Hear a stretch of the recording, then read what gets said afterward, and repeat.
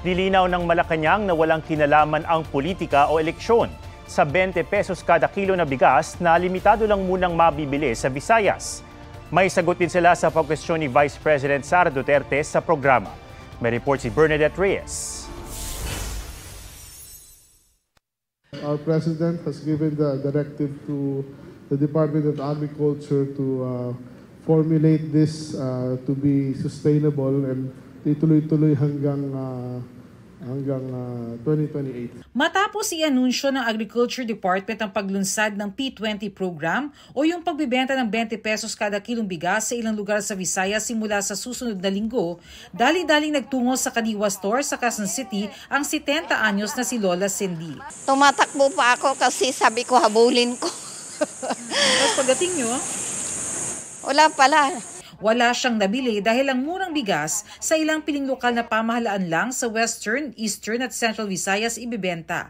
10 kilo kada linggo lang ang pwedeng bilhin ng bawat pamilya. Sa mga Kadiwa Store sa Metro Manila, kagaya nito, 29 pesos kada kilo ang pinakamurang bigas na mabibili. Pero para lamang ito sa mga piling sektor, kagaya na lamang ng mga senior citizens, PWDs, mga miyembro ng 4Ps at mga solo parents. Tinatayang aabot sa 3.5 billion hanggang 4.5 billion pesos ang iaabon ng subsidiya ng gobyerno at piling LGU para sa programa. Tingin ng Federation of Free Farmers Cooperative, maganda ang layunin ng programa para maibenta na ang stock na bigas sa mga warehouse ng NFA na nanganganib ng mabulok. Gayunman, malaking lugi raw ito sa gobyerno. Hindi kaya better used ito or at least malaking bahagi nito, yung subsidy nito, para palakasin po yung productivity ng ating mga rice farmers. Tanong naman ng consumer group na Bantay Bigas, bakit sa Visayas na anilay mayaman sa boto unang inilulunsad ang programa? Samantala lahat naman daw naghahanap ng murang bigas. Double digit yung pagbaba ng kanyang trust rating at syempre yung pwedeng pabanguhin yung image ni BBM which will translate doon sa kanyang mga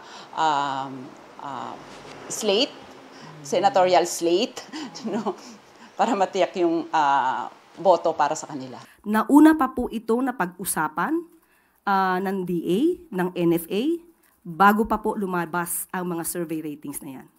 Sa Visayas lang din daw sinimula ng programa dahil doon mas maraming nangangailangan ng murang bigas. Pero gagawin daw ito sa buong bansa. Sagot naman ng Malacanang sa duda ni Vice President Sara Duterte na baka sa Visayas may problema sa boto ang administration slate. Matagal na po nilang ini-issue na mukhang hindi kakayanin ng Pangulo ang aspirasyon na magkaroon at mag-deliver ng bigas sa halagang 20 pesos kada kilo.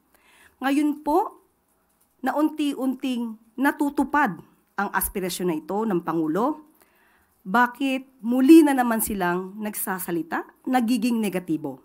Bernadette Reyes, nagbabalita para sa GMA Integrated News. Huwag magpahuli sa mga balitang dapat niyong malaman. Mag-subscribe na sa GMA Integrated News sa YouTube.